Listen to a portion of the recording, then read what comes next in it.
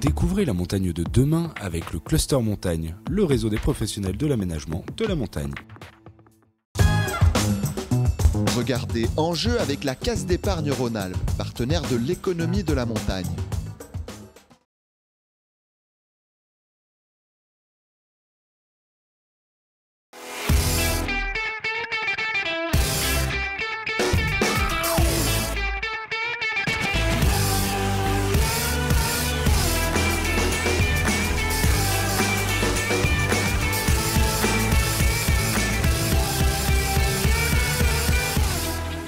Quel est le point commun entre un télésiège, un téléski, un téléphérique, un télémix ou encore un téléluge? Eh bien, tous ces engins font partie de la grande famille des remontées mécaniques, c'est-à-dire tout transport par chemin de fer funiculaire ou à crémaillère ou tout engin utilisant des câbles porteurs ou encore tracteurs.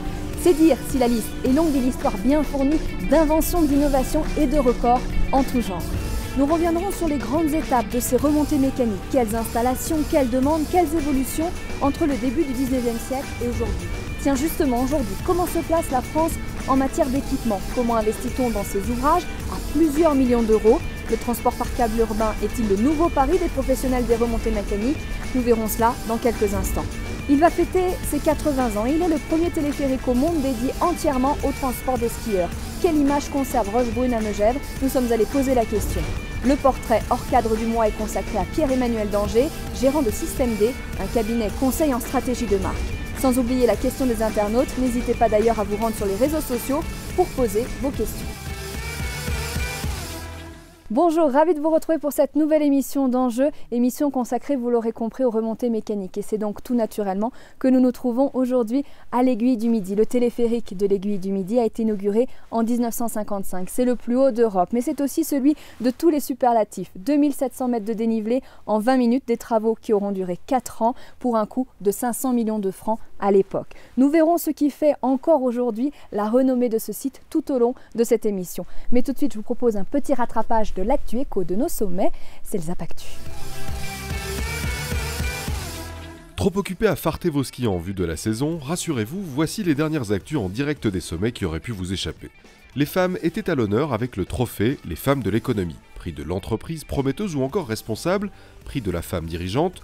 Au total, 8 femmes ont été récompensées à Chamonix, il s'agissait de la 3e édition en Rhône-Alpes. C'est une première en France, l'ISSW, l'International Snow Science Workshop, s'est tenu à Grenoble et Chamonix. Objectif, proposer aux professionnels et chercheurs un lieu d'échange et de pratique dans le domaine de la neige et des avalanches.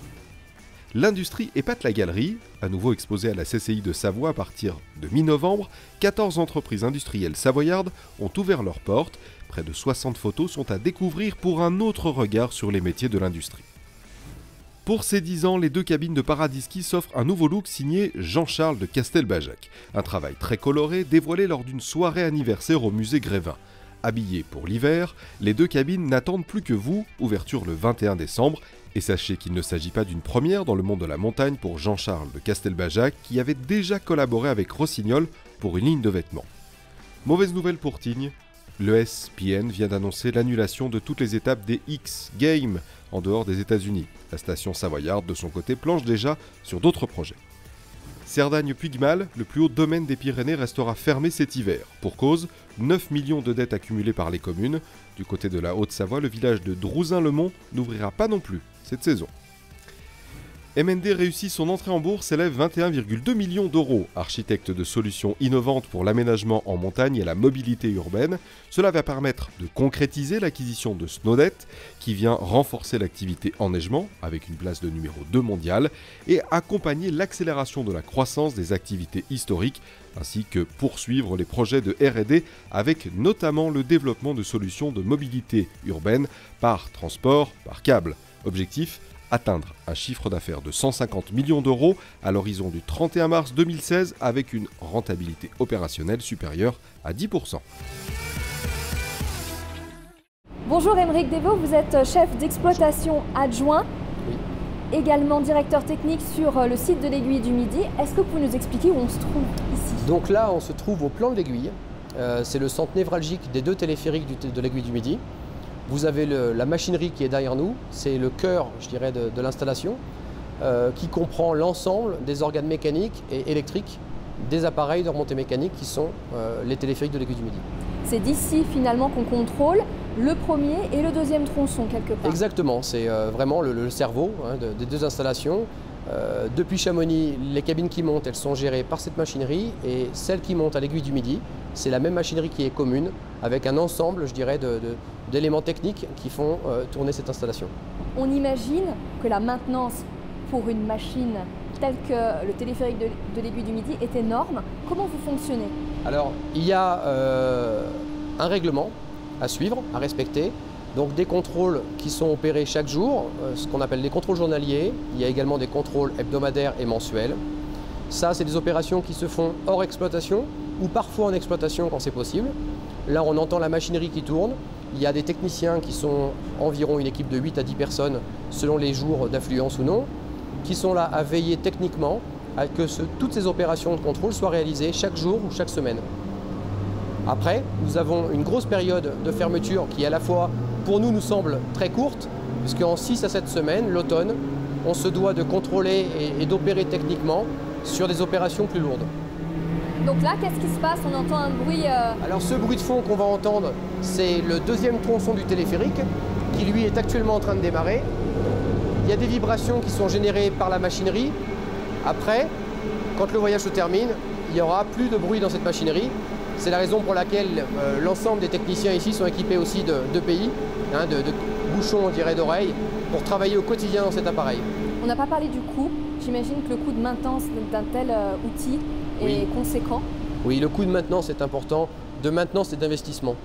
Le coût de maintenance sur un appareil comme l'Aiguille du Midi, on ne peut pas imaginer des pièces de sécurité comme elles sont derrière nous. Une cabine de téléphérique, c'est facilement tout de suite 300 000 € le coût d'une cabine. Je ne parle pas de ses attaches, les suspentes, les câbles. Un câble porteur sur une installation comme l'Aiguille du Midi, c'est 1 million d'euros. Donc il est clair que vous voyez, des investissements comme ça sont lourds. Et la maintenance au quotidien, on n'exclut pas que certaines pièces de sécurité, on ne les trouve pas chez le commerce du coin. C'est de la fabrication sur mesure, avec des traçabilités matières, avec des certificats de pesée, de dimensionnel. Donc il y a un coût très important. Pour l'Aiguille du Midi annuel, nous avoisinons quand même 200 à 300 000 € de coût de grande inspection. Pour autant, on tourne toute l'année. On tourne 11 mois sur 12, ça c'est important. Et ensuite, le mois de maintenance, pour nous, c'est le mois clé pour obtenir, je dirais, la validation sécuritaire du ministère des Transports. On ouvre en sécurité et c'est validé sur 1 an. Et c'est reconduit chaque année. On va parler justement de ce temps de pause dont vous nous avez parlé, à peu près 6 semaines à l'automne. Oui.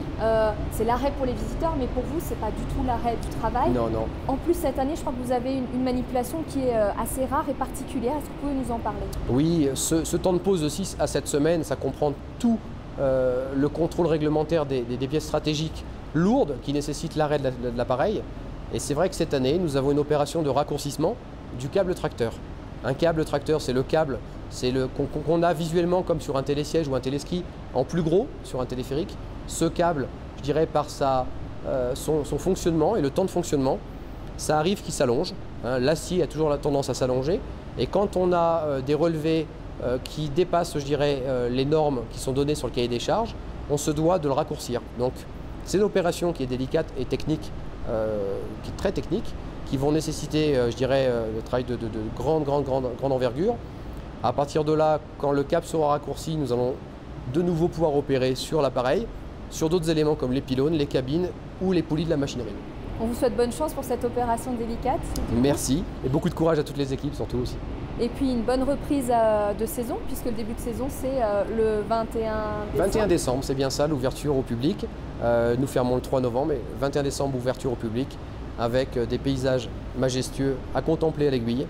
Et surtout, ne pas oublier la Vallée Blanche, ce domaine hors piste, à pratiquer donc du sommet jusqu'à Chamonix, 24 km de hors piste.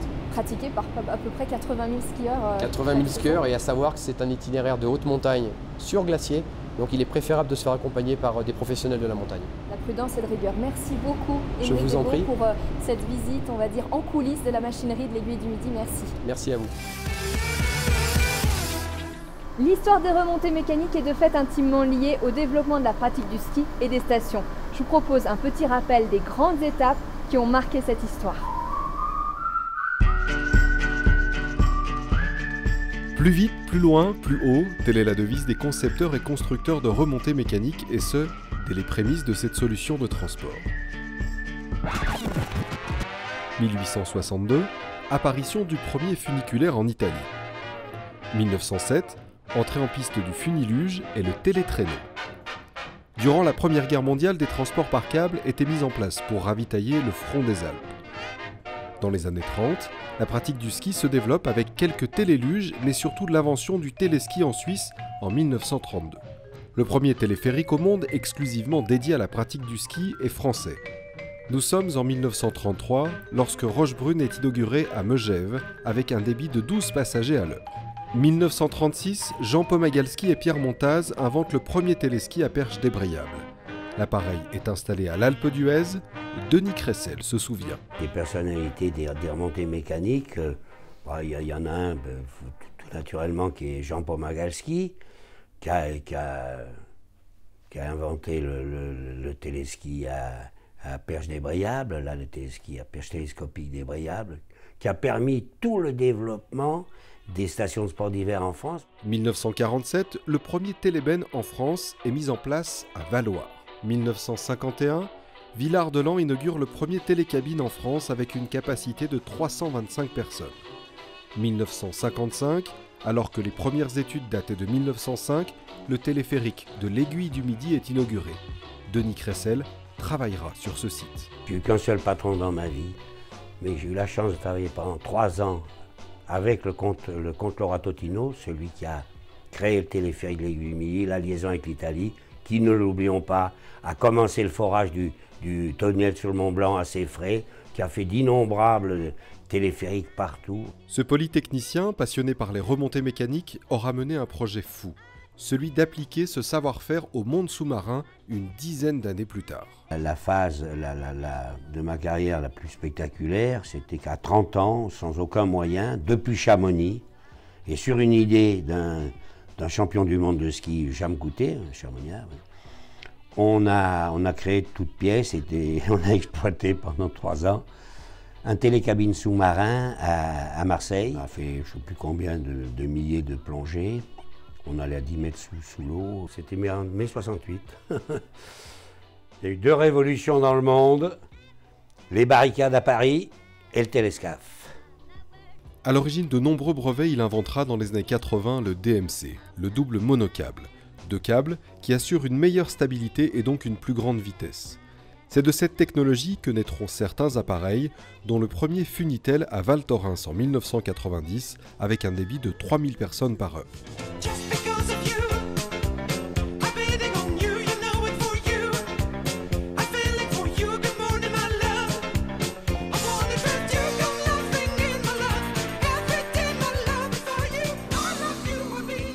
Car dans les années 80-90, la demande s'accélère. Skieurs et stations veulent plus de débit et plus d'installations. On commence à faire des télésièges débrayables, on commence à faire des télésièges pince fixe à 4 places, tout ça pour augmenter le débit. Et toute cette période de développement, ça se poursuit jusqu'au début des années 2000, où on arrive à une offre qui correspond à la demande en termes de capacité, puisque on s'aperçoit que les débits qu'on installe, si on va au-delà, les clients ne sauront plus suivre. Parce qu'il ne faut pas oublier, quand on fait une remontée mécanique, il faut quand même que les clients montent dessus. Pour monter dessus, c'est une file d'attente, il faut contrôler les tickets, etc. Donc ça avance à un certain rythme. Et c'est inutile d'offrir un débit après cette file d'attente supérieur à la capacité qu'ont les clients à avancer. Dans les années 2000, Poma invente le premier télémix, alternance de télésièges et de cabines. Le premier sera installé à Orsières, 1850. En 2003, c'est le Vanoise Express qui relie d'un seul portant, sans pylône, les arcs et la plagne en 4 minutes. Et c'est dans les années 2000 que la norme européenne fige la conception des produits. Ensuite, les constructeurs ont optimisé leurs produits pour diminuer les coûts, pour diminuer les efforts sur les pièces, par exemple, pour arriver donc à ce produit qui est maintenant CE et qui a plus énormément évolué depuis le milieu des années 2005. On n'est pas arrivé au bout de l'innovation, mais disons que pour la plupart des marchés, la plupart du marché, 90%, avec les produits qui existent, on arrive à répondre à la demande des clients. Les clients finaux, c'est-à-dire les stations, qui ont besoin aussi d'appareils qui coûtent le moins cher possible pour pouvoir les amortir. Donc là, ils ne vont pas chercher systématiquement à faire de l'innovation. Pour moi, la technologie des remontées mécaniques dans les stations notamment et tout, elle est arrivée au bout. Enfin, pourtant Dieu sait, croyez-moi, je citronne pour essayer. Mais enfin, maintenant c'est ce câble unique porteur-tracteur, des télécabines et des télésièges. Il n'y a même presque plus de télésièges fixes, c'est plus que des télésièges débrayables. Ce monocâble est la solution, manifestement, la meilleure technique, enfin, au point de vue des résultats et du coût. Aujourd'hui, les innovations sont peu visibles. Elles portent sur la sécurité, mais aussi sur le respect de l'environnement. Moins d'impact, moins de consommation d'énergie. À l'image de cet appareil reliant Morzine à Avoria, mis en route cet été, le 3S des Prodin est un téléphérique débrayable signé Lettner Poma. Le débit est de 2400 personnes par heure et la gare amont d'Avoria est souterraine. Les investissements dans les remontées mécaniques restent importants, même si les progrès techniques ont amené une nouvelle approche de la pratique. Avant, vous faisiez de la queue. Maintenant, la remontée, elle vous monte à toute vitesse au sommet et vous êtes devant la piste, il faut la descendre et 10 minutes après, vous êtes à nouveau au pied de la remontée et vous n'avez pas de queue. Donc, encore 10 minutes après, vous êtes à nouveau au sommet de la piste. Et finalement, les gens skient moins en termes de nombre d'heures, donc ils font moins de passages sur la montée mécanique parce qu'ils sont fatigués au bout d'un moment. Donc, le nombre de passages sur la montée mécanique diminue. Pour autant, il y a quand même de nombreuses remontées mécaniques qui sont anciennes et qu'il va falloir renouveler. Et jusqu'à maintenant, ce marché de renouvellement nous occupe bien et donne lieu à de nombreuses constructions chaque année. Pour ce spécialiste de l'étude de transport par câble, son chiffre d'affaires de 3,4 millions d'euros se compose à 60% d'installations neuves, soit 10 à 15 par an, et de 40% d'expertise sur les installations existantes, soit 20 à 30 appareils. Un savoir-faire français qui s'exporte jusqu'au Kazakhstan avec ce projet de création d'un domaine skiable de toutes pièces. Alors sommes-nous arrivés au bout de l'innovation en matière de remontée mécanique. Quel est l'état du parc français? Comment financer tous ces investissements? Y a-t-il une place pour le transport urbain par câble? Quelques éléments de réponse avec ce reportage.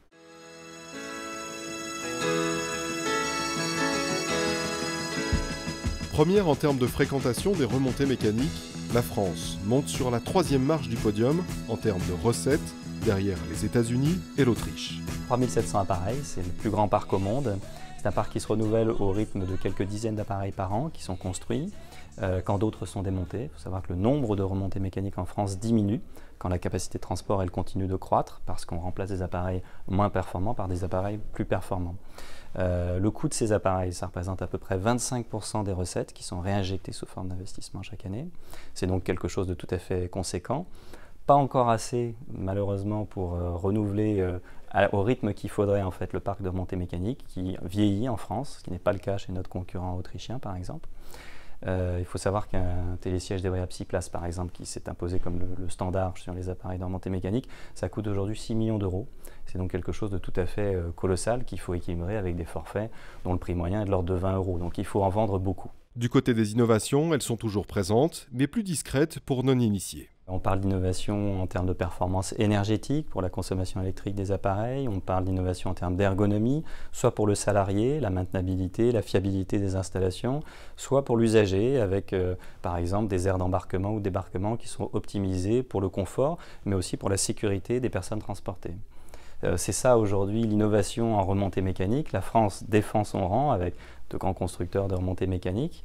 Mais c'est vrai qu'en termes de volume d'investissement nouveau, on va trouver plus d'investissements en Autriche par exemple, où les forfaits sont un petit peu plus chers, mais où aussi on arrive à atteindre des niveaux de 40 ou 50% des recettes qui sont réinvesties du fait d'un argent qui est injecté, qui ne provient pas que des recettes de remontée mécanique. Donc il y a un différentiel de compétitivité entre la France et l'Autriche qui fait que notre position de numéro 1 n'est pas acquise pour toujours et que nous sommes challengés. Un domaine skiable moins attractif, c'est une station moins attractive et donc c'est un enjeu d'intérêt général que d'avoir un domaine skiable attractif, dynamique, performant, qui est une véritable locomotive pour l'ensemble des acteurs de la station. Le secteur des remontées mécaniques emploie en France 18 000 personnes, un chiffre multiplié par 7 si l'on tient compte de l'ensemble des activités liées dans les stations. L'industrie du ski, le tourisme du ski est une partie extrêmement importante, c'est 7 milliards d'euros par an. La Savoie et la Haute-Savoie, qui sont, j'allais dire, les territoires où sont implantées majoritairement les stations, il y en a aussi en Isère bien évidemment, mais ça représente entre 50 et 25% du produit intérieur brut de ces départements. Donc c'est des contributions extrêmement fortes au dynamisme de l'économie locale. Présent auprès de 70% des stations de ski, la Caisse d'épargne Rhône-Alpes, cette année, a investi 50 millions d'euros dans différents projets, comme un télécabine et le front de neige de Morzine, le télémix de l'Alpe d'Huez ou encore un télésiège à Saint-Gervais. Nous sommes un investisseur, on est un investisseur aux côtés des communes dans un certain nombre de très très belles entreprises. Les plus beaux noms des stations françaises comme S3V, Société des Trois-Vallées ou la Compagnie des Alpes. On va continuer à soutenir, à s'inscrire dans la lignée de ce qu'on a fait. Bien évidemment, participer au renouvellement des installations. Il y a un certain nombre d'investissements assez massifs qui vont être faits par les opérateurs. Donc bien évidemment, on sera là. Il y a des tournants à prendre. Ça nécessitera d'avoir des investissements. Donc ça nécessitera, j'allais dire, un travail d'équipe, de collaboration entre tous les acteurs économiques, les acteurs politiques. Mais on a un patrimoine à la fois géographique, de savoir-faire et puis existant, enfin un capital immatériel entre guillemets à travers nos installations et nos montagnes qui est extraordinaire et qui peut être un fleuron français, y compris en matière d'exportation. Le savoir-faire français qui s'exporte comme ici à New York, avec ce téléphérique reliant l'île de Roosevelt à l'île de Manhattan. Ce qui est le plus intéressant à travers cette installation, c'est de montrer qu'un système à câble est parfois une solution, une réponse à un problème en transport urbain. Notamment, il est possible de faire un trajet en 3 minutes, alors qu'il faudrait pour ce même trajet de l'ordre de bien plus qu'une heure, souvent, en bus ou en taxi. Ce téléphérique est révolutionnaire dans le sens où les deux cabines sont totalement indépendantes et peuvent donc s'adapter en temps réel aux besoins de flux de passagers. On peut imaginer qu'on ait 400 personnes d'un côté, à Roosevelt ou à Manhattan, et qu'on ait besoin des deux cabines simultanément pour les emmener le plus rapidement possible de l'autre côté. On peut aussi imaginer très simplement qu'on ait des besoins de maintenance sur un téléphérique, et dans le cas fantastique de ce téléphérique, ça ne compromet pas l'exploitation de l'autre téléphérique, alors que dans le cas de l'ancien téléphérique, entre guillemets, système traditionnel de nos Alpes, ça bloquait les deux côtés. Adapter à l'urbain les outils qui ont permis le développement économique des stations. Voici les nouveaux enjeux des professionnels. Le cahier des charges est différent, ne serait-ce qu'en termes de fréquentation. 1 million de passagers par an pour une installation en station, contre 1 million par mois en urbain. Le câble comme mode de transport doux et alternatif, l'agglomération de Grenoble y croit. Une concertation publique vient d'être lancée sur un projet de ligne entre l'agglomération grenobloise et le plateau du Vercors. Fort potentiel touristique et économique, solidarité territoriale et humaine, autant d'avantages mis en avant pour cet équipement. Le téléphérique est quelque chose qui a toute sa pertinence dès lors qu'on est confronté à des obstacles naturels. Ici, 1000 mètres de dénivelé, 850 mètres, entre la plaine et la montagne. Demain, pour nous, dans l'agglomération, le franchissement de 2 autoroutes, de rivières, une voie ferrée, rien. Là, le câble est la solution technique, la plus pertinente. On a vu l'OMS nous dire que la pollution de l'air était un facteur de cancer. On ne peut pas ne pas s'en soucier, fût-ce dans le Vercors. On ne peut pas ne pas s'en soucier pour l'agglomération. Alors on me dit, c'est peu, commençons, montrons que nous avons collectivement la volonté de nous attaquer à ces questions, des questions de santé publique, des questions de déplacement, des questions d'aménagement du territoire, des questions de solidarité sociale. Aujourd'hui, les coûts estimés pour ce projet sont de l'ordre de 54 à 84 millions d'euros selon l'équipement choisi. Mais aujourd'hui, l'autre défi du transport par câble est de s'insérer au cœur des métropoles et de devenir un nouveau mode de transport collectif. C'est le pari que fait le groupe MND, spécialiste du développement, de l'aménagement et la sécurisation des domaines skiables, sites de loisirs et infrastructures de montagne avec le Cable Line. Le groupe estime ce marché à 2,5 milliards d'euros dans le monde. Bonjour Mathieu de Chavannes, Bonjour. Vous êtes le président directeur général de la Compagnie du Mont Blanc. Merci beaucoup de nous recevoir ici. Nous sommes à l'Aiguille du Midi. Est-ce que vous pouvez nous présenter déjà ce lieu particulier ? Alors, ici, vous êtes dans un espace qu'on a appelé le Vertical Lab. À l'origine, c'était un espace de stockage, en fait. Et par rapport à un programme de scénographie, de mise en valeur du site, dont je pense qu'on va parler par la suite, on s'est réhabilité ce lieu en évacuant tous les engins qui étaient à l'intérieur et en faisant un espace dédié aux 7 techniques de l'alpinisme, en fait. Donc, le but ici, c'est d'expliquer à un public de non-connaisseurs les techniques d'escalade dont ils vont pouvoir voir les gens pratiquer en direct sur le site. Escalade libre, escalade artificielle, wingsuit, alpinisme et escalade, à travers des petits films de façon ludique. Voilà. Alors ce site de l'Aiguille du Midi est celui de tous les superlatifs. En chiffres clés, s'il y en avait quelques-uns à retenir, ce seraient lesquels? Alors c'est environ 500 000 visiteurs par an. C'est relativement stable d'une année sur l'autre, ce qui en fait le premier site le plus visité de la région Rhône-Alpes et le 3e site naturel en France. C'est un site qui fonctionne été comme hiver. L'hiver, la clientèle qui vient est principalement une clientèle de skieurs, qui vient puisque c'est le point de départ de la Vallée Blanche. Et l'été, c'est des excursionnistes qui viennent pour principalement contempler la vue sur le Mont Blanc. C'est environ, en pleine saison l'été, c'est 130 personnes qui travaillent ici. Ça fait un chiffre d'affaires environ de 14 millions d'euros. Et au niveau technique, c'est une cabine qui évolue à 12 mètres secondes. Donc 20 minutes pour accéder à travers un tronçon intermédiaire, 20 minutes pour accéder au sommet, dans des cabines qui prennent plus ou moins 60-65 personnes.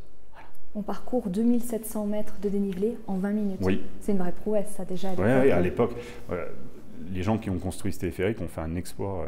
D'ailleurs, on l'explique un peu dans une salle retour. On explique cet exploit technologique qui a été réalisé, parce que de par la construction en elle-même, même l'ingénierie qui va derrière et l'idée de départ, elle était fabuleuse.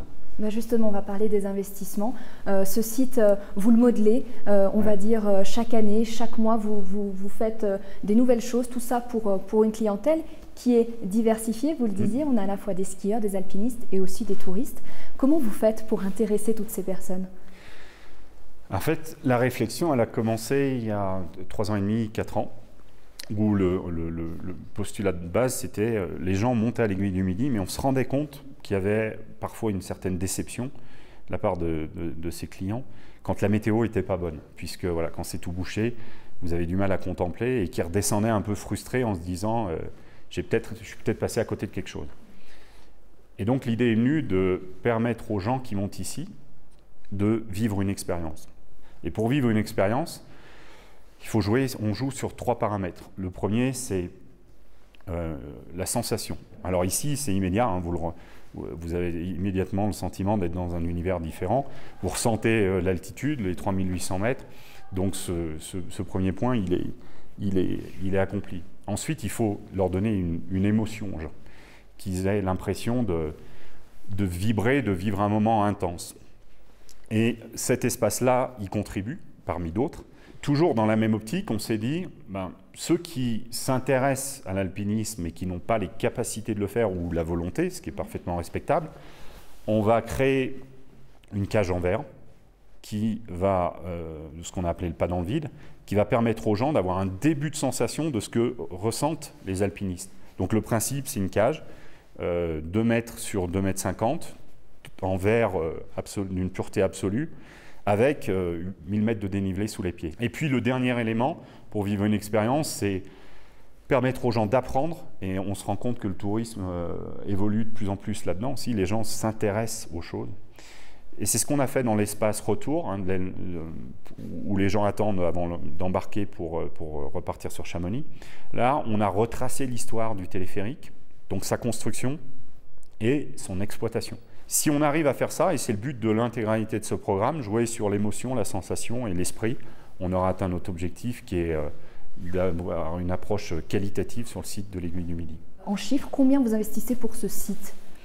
Alors, ça varie beaucoup d'une année sur l'autre, surtout qu'on a fait, en 2008, on a inauguré la gare de départ du bas, qui elle a coûté 6 millions d'euros, donc ça, il faut échelonner, voilà, bien sûr. Ça a pas mal tronqué les choses. En revanche, si on regarde le futur, de 2014 à 2018, on va dépenser 16 millions d'euros pour le site. Donc c'est des sommes importantes. C'est des sommes qui comprennent l'étape suivante de notre projet de scénographie, qui est de permettre aux gens de créer un tour complet au niveau de l'aiguille, parce qu'aujourd'hui, quand vous arrivez, ce qu'on appelle la passerelle Rebuffa, pour communiquer à l'aile Mont-Blanc, vous ne pouvez pas, donc il faut faire marche arrière. Là, on va faire un passage, ce qu'on appelle un pipe, qui permettra aux gens de communiquer de l'un à l'autre, tout en voyant le paysage, voire en rentrant une partie dans la glace. Donc, ils pourront aussi avoir cette sensation de glace. Pour ce faire, il faut faire des confortements, déposer un pipe, donc ça c'est coûteux. On va rénover la benne de service qui permet aussi d'accéder au panoramique Mont-Blanc. Il y a de la rénovation de cabines à l'aiguille, pas mal de bâtiments, parce que vous pouvez imaginer qu'à 3842 mètres, bâtiment souffre, étanchéité, etc. Donc voilà, 16 millions d'euros en 4 ans, on est sur du 4 à 5 millions d'euros par an, quoi, rien que pour le site, donc c'est important. J'en profite avant de parler de la Compagnie du Mont Blanc. Je vous propose de parler de Rochebrune. Alors bien sûr, les chiffres ne sont pas aussi impressionnants de l'Aiguille du Midi, mais à l'époque, pour cet ouvrage qui fête ses 80 ans, c'était une véritable prouesse dans les années 30. 602 mètres de dénivelé, c'était surtout une révolution pour la pratique du ski. Cet équipement, il a été pensé par Charles Viard, un forestier de Sallanches.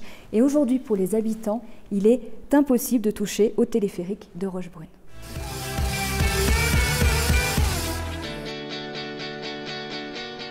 Un petit côté rétro qui s'inscrit dans le paysage de Megève depuis 1933. Rochebrune s'inscrit dans l'histoire comme le premier téléphérique au monde réservé aux skieurs. L'histoire du ski à Megève, c'est d'abord les habitants, les agriculteurs, les gens du pays ont proposé cette offre touristique à l'ensemble des personnes qui venaient sur Megève. Au début, les gens qui voulaient faire du ski, ils montaient par eux-mêmes et puis ils redescendaient par eux-mêmes. Que là, déjà, une installation comme ça qui monte déjà à 1800, c'était déjà une grosse invention. Aujourd'hui, même s'il existe des appareils à plus fort débit, le téléphérique de Rochebrune reste indémontable et indémodable. On a Émile Allais qui est le premier moniteur de ski. On a le fuseau Allard, on a le premier téléphérique de France de transport de skieurs. C'est l'émotion au travers de cet appareil, des gens qui ont commencé à skier, qui ont pris cet appareil, qui continuent à skier, qui reviennent, qui le retrouvent. Ouais, attention Rochebrune, ça roule. À l'image de Daniel, qui depuis plus de 40 ans conduit près de 75 bennes par jour pendant la saison d'hiver. On a toujours connu ça, déjà avec l'école. Bon, on venait, on le prenait.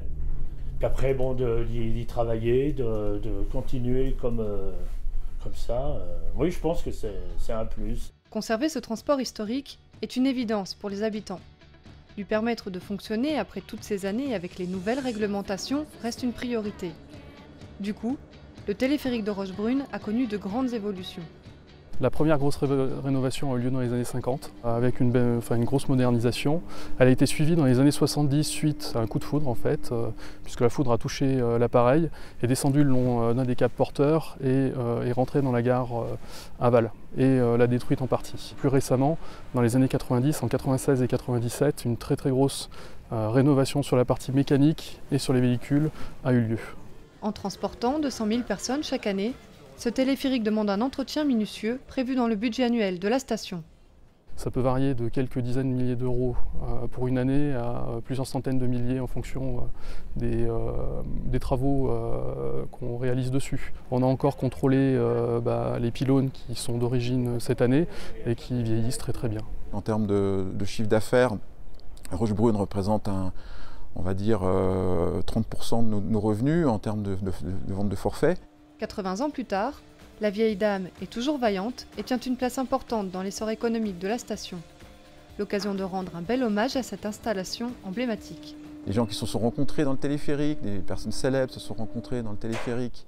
Les gens ont travaillé longtemps sur ce téléphérique. Il y a des gens du pays qui ont travaillé longtemps, qui ont fait l'histoire du téléphérique. Donc, tout ça, c'est important. Et les gens, tout le village est derrière et c'est ça qui est très sympa, quoi. Il y a eu beaucoup de projets pour le remplacer, notamment dans les années 90, mais au final, on s'aperçoit que c'est l'esprit de Megève, c'est le téléphérique et c'est ça qui l'emporte. Rendez-vous le 14 décembre pour de nombreuses festivités autour de cet anniversaire, un symbole qui perdurera dans le temps, à l'image de ce jouet qui s'offre de génération en génération. Mathieu de Chevannes, on va s'intéresser à présent à la Compagnie du Mont Blanc, dont vous êtes le président directeur général. Présentez-nous cette société et ses missions. En quoi elle consiste? Alors, la Compagnie Mont Blanc, c'est la société qui exploite les différents domaines sur la vallée de Chamonix, donc le Brévent, la Flégère, le domaine du Tour, les Grands Montets. On a la particularité d'exploiter aussi 2 trains, qui sont le train du Montanvert et le tramway du Mont Blanc, petit train qui se prend en Fayet pour aller au Nidaigle, et puis le téléphérique de l'Aiguille du Midi. Et on est l'actionnaire majoritaire à 72% de la société qui exploite le domaine skiable des Ouches Saint-Gervais. À côté de ça, on a une activité de restauration aussi, c'est-à-dire qu'on exploite le Grand Hôtel du Montanvert et le Vertical Café qui est en bas de l'Aiguille du Midi, et puis on est le propriétaire des bâtiments de plusieurs restaurants sur les domaines skiables, mais qui sont mis en location-gérance. Donc au total, c'est un chiffre d'affaires de 70 millions d'euros. En pleine saison, c'est 650 personnes, mais quand on fait la moyenne sur l'année, parce qu'il y a des périodes un peu plus basses, on est à un peu plus de 450. 40%, et ça c'est une vraie spécificité, 40% du chiffre d'affaires qui est réalisé l'été, hein, alors que typiquement une station, on va dire plus de ski, fait un pourcentage de l'ordre de 2 à 3%. Et ce pourcentage-là, l'été, est en vraie croissance, hein, régulière d'année sur une autre. C'est 56 remontées mécaniques, et en nombre de kilomètres de piste, même si on n'aime pas trop cet indicateur-là, mais sur le périmètre Chamonix-Le-Pas, c'est 150 km, et puis avec le grand forfait qu'on appelle Mont Blanc Unlimited, c'est 440 km de piste. Là, on entend l'appel pour une descente pour Chamonix. Nous sommes à l'Aiguille du Midi, on le rappelle. Voilà, donc ça, on fait des rappels réguliers aux gens avant les cabines pour leur permettre justement de se rendre et de ne pas rater le départ. Pour un site vaste, donc du coup en gestion, vous avez 56 remontées mécaniques, vous le disiez, environ. Oui. J'imagine qu'au niveau des investissements, c'est très lourd. Oui. Vous avez de nombreux investissements à faire, ne serait-ce que pour, on va dire, la maintenance au quotidien de ces appareils. Alors, en gros, on investit environ, ça varie d'une année sur l'autre, mais on est de l'ordre d'une moyenne de 12 millions d'euros par an. Sachant qu'il y a un peu plus de 3 millions d'euros qui sont sur des investissements courants. Donc du courant, c'est ces investissements qui ne sont pas visibles par le client, mais qui sont indispensables pour maintenir l'opérationnel et garantir un niveau de sécurité. Ensuite, donc, le delta, c'est sur des grands projets, donc qui varient d'une année sur l'autre, hein, en fonction du type d'appareil qui est mis en place. Mais oui, c'est une activité qui est très capitalistique. Oui. Les grands projets que vous avez, les grandes, on va dire, rénovations peut-être, on parle du parc français qui a une moyenne d'âge environ 20 ans. Est-ce que vous avez entrepris dans les prochains mois et les prochaines années des rénovations particulières? Alors, en fait, on a fait le constat partagé avec la collectivité, hein, qui est l'organisme qui nous délègue l'exploitation des domaines skiables, donc la commune de Chamonix pour les domaines skiables et puis le conseil général pour la partie des trains. On a fait le constat partagé qu'on avait besoin de lancer un vaste plan d'investissement pour remettre à niveau certaines installations. Donc on est dans le cadre d'une procédure d'appel d'offres qui a été lancée, pour laquelle nous sommes donc en négociation. Donc je ne peux pas trop en parler, mais les choses avancent bien. Et le but, c'est de relancer un programme de plusieurs dizaines d'années avec des investissements réguliers et en particulier sur les 10 premières années, des investissements massifs pour changer, remettre à jour un certain nombre d'appareils. On ne parle pas de création de nouveaux appareils, on parle plutôt de restructurer des domaines dans certains cas. C'est ce qu'on a fait valider par la commission des sites du Mont Blanc pour le domaine des Grands Montets. On parle plutôt d'enlever des appareils, hein, pour en mettre moins, mais plus confortable et à un débit plus important. Quand on gère, on va dire, un site, si on prend dans sa globalité Chamonix, on a un peu plus de pression. On se dit qu'il faut être meilleur que les autres au vu de la renommée mondiale de ce site. Comment on réfléchit, comment on vit au quotidien cette gestion? Déjà, on se dit qu'il ne faut pas faire d'erreur parce qu'il y a une visibilité qui est énorme. C'est-à-dire que voilà, si on a le malheur de faire quelque chose qui n'est pas parfait, je vous garantis qu'on en entend vite parler sur les réseaux sociaux ou ailleurs. Donc là, on a un devoir d'exigence. Ouais, c'est excellent. Bon, évidemment, nous, la première de mes responsabilités à moi, c'est de garantir la sécurité. C'est ce que je dis régulièrement au personnel. Moi, mon premier devoir, c'est de faire en sorte que tout le monde rentre chez soi le soir. Clients et salariés, évidemment. Après, l'autre pression, on va dire, qu'on se met, c'est au niveau de l'environnement. Les générations passées ont fait un travail remarquable. On en parlait pour l'Aiguille du Midi. C'est exceptionnel ce qui a été fait ici. Mais à l'époque, les pratiques et puis le manque de moyens faisaient que, il faut le reconnaître, un certain nombre de matériaux ont été laissés sur les sites. C'est le cas de câbles qui traînent. Donc nous, on s'inscrit dans des actions pour s'assurer qu'on laisse un terrain propre et respectueux aux générations futures. C'est le cas à l'Aiguille du Midi où il y avait un câble qui pendait du sommet jusqu'à quasiment au plan de l'aiguille. On l'a enlevé au printemps avec une entreprise sous-traitante. Ça a un coût, ça a coûté plus de 100 000 euros. Évidemment, ça ne ramène pas de clients immédiatement, mais on l'a fait sans se poser de questions.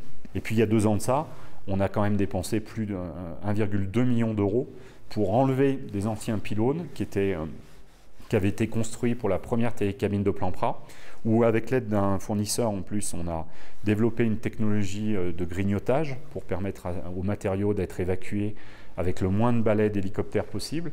Ça a été fait, enfin, c'est reboisé derrière. Et ça c'est pareil, c'est des sommes très importantes, mais qui à nos yeux sont capitales. C'est notre devoir numéro 1, laisser l'endroit le plus respectueux possible avec la nature. Donc on l'aura compris, de gros investissements, de grands projets pour la compagnie du Mont Blanc. Merci beaucoup. On vous souhaite une excellente saison d'hiver qui débutera dans quelques semaines. Et merci beaucoup pour votre accueil. Merci. Juste avant de passer au portrait hors cadre, petite piqûre de rappel de l'actualité éco de nos sommets. C'est le Zap Actu, deuxième partie. Et pour cette seconde partie du Zap Actu, à noter la progression record en 10 ans pour la Maurienne. L'activité a bondi de 95%, un chiffre exceptionnel dans une tendance française à plus 26%. Le chiffre d'affaires des domaines de ski alpin en Maurienne s'élève désormais à 86 millions d'euros. Qualida France, principal actionnaire du groupe Lafuma, propose un investissement de 35 millions d'euros afin d'augmenter le capital de la marque. À l'issue de cette opération, Qualida détiendra 50,6% du capital de Lafuma.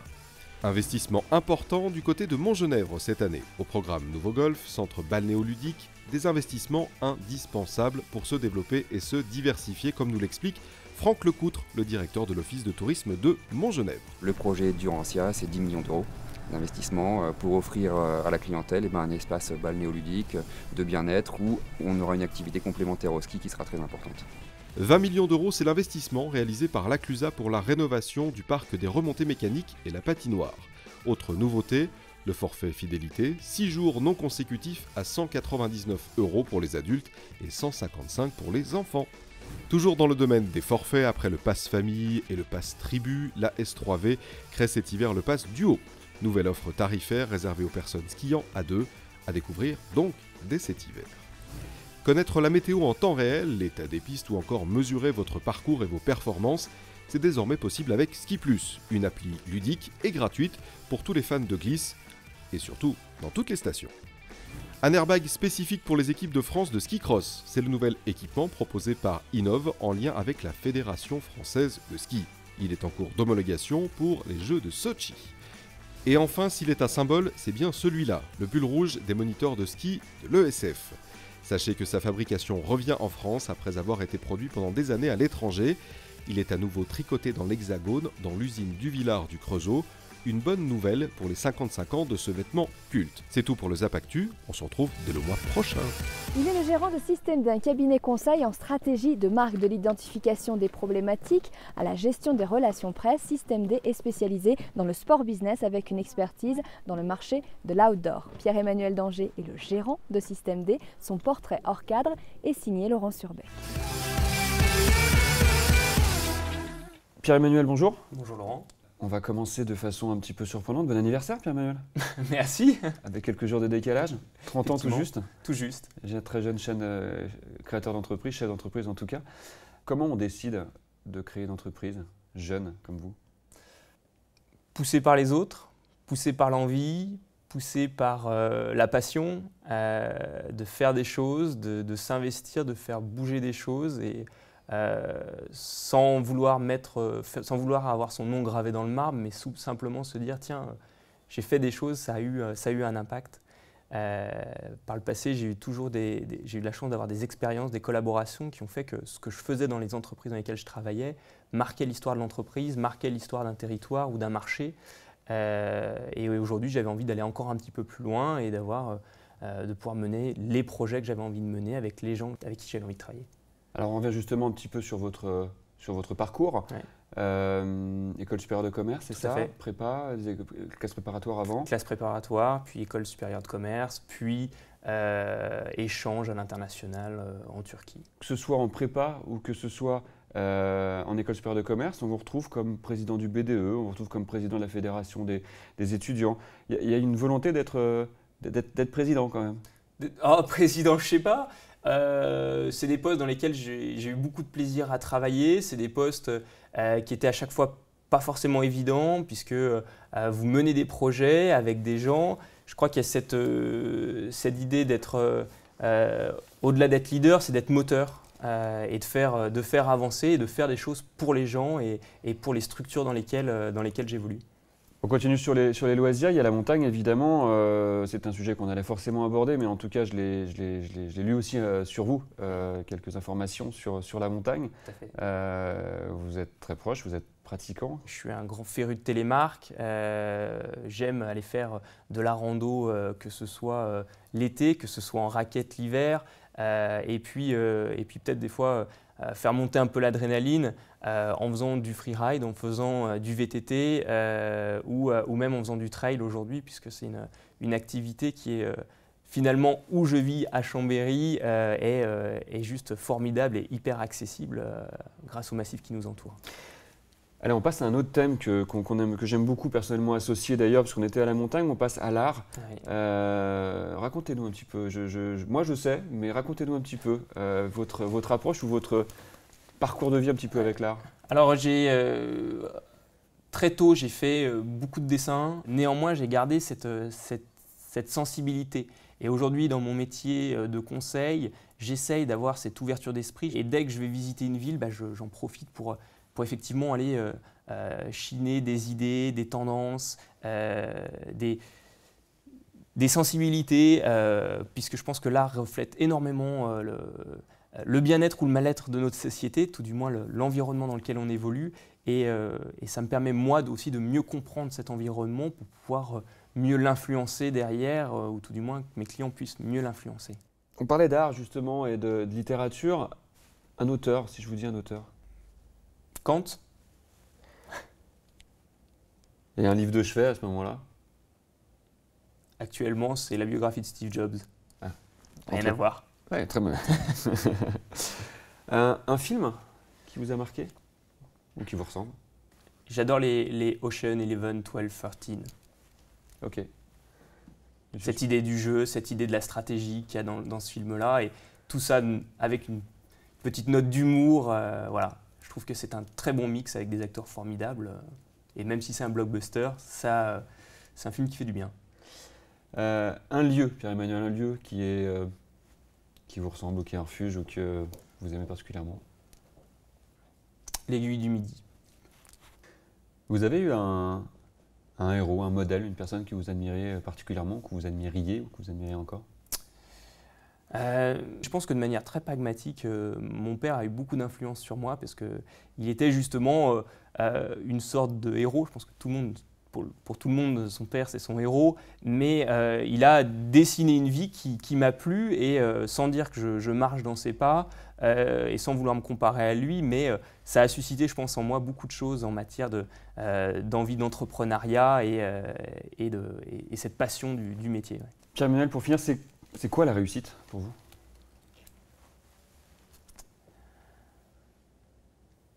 C'est le sourire des gens. C'est le sourire des gens qui vous disent ah tiens, qui vous tapent dans la main et qui vous disent tiens, on a réussi ce dossier avec brio. C'est des clients qui, quand vous remettez un dossier, vous disent mais venez, on va boire le champagne. Pour moi, c'est la plus belle des réussites. Et quelle sera la réussite de Système D? Je peux peut-être le dire, vous avez peut-être remarqué, Système D, ça s'écrit sans E, parce que le mot Système D n'existe pas en anglais. Et si demain, le mot Système D pouvait rentrer dans le dictionnaire anglais comme on le conçoit en français, ce serait une belle réussite. Vous le savez, cette émission est également à suivre sur les réseaux sociaux et chaque mois, vous avez l'occasion de poser vos questions. Pour cette émission spéciale remontée mécanique, nous avons retenu la question de Quentin. Quel est l'âge moyen des remontées mécaniques en France? La réponse est donnée par Laurent Reynaud, délégué général de Domaine Skiable de France. Aujourd'hui, la moyenne d'âge des remontées mécaniques en France est de l'ordre de 20 ans. En Autriche, elle est de l'ordre de 12 ans. Il y a un vrai écart de compétitivité. C'est vrai des remontées mécaniques, c'est également vrai de l'enneigement de culture, par exemple, puisque en Autriche, plus d'une piste sur 2 est couverte en neige de culture, quand en France, c'est une piste sur 4 seulement. On se retrouve sur les réseaux sociaux pour la prochaine émission. Le thème sera les innovations sur les domaines skiables et les activités de loisirs et de nature. Rendez-vous donc sur la toile pour poser toutes vos questions. L'économie qui prend de la hauteur, c'est Enjeu, et Enjeu, c'est déjà fini. Mais rassurez-vous, on se retrouve le mois prochain sur Montagne TV pour une nouvelle émission sur l'économie de nos belles montagnes. D'ici là, portez-vous bien.